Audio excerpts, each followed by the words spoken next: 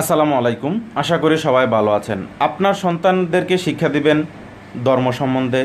আপনার সন্তানকে শিক্ষা দিবেন, জানাবেন হযরত আদম আলাইসাল্লাম থেকে শুরু করে হযরত মুহাম্মদ সাল্লাল্লাহু আলাইহি সাল্লামের প্রত্যেকটা নবী ও রাসূলগণের কাহিনী, তাদের জীবন ধারণা, তারা ইসলামের উপরে কীভাবে কাটিয়েছে, সালাফাদের জীবন সম্পর্কে জানাবেন, ইসলামের ইতিহাসটাকে তাদেরকে জানাবেন, তাদেরকে কোরআন শিখিয়ে দেবেন এবং ধর্মের যে বিধিনিষেধগুলো আছে সেগুলো শুরু থেকে তাদেরকে শিক্ষা দেবেন, যেন বড় হয়ে আপনার যে কথা মতো তারা আছে তারা যেন তাদের জীবনটা চালাতে পারে।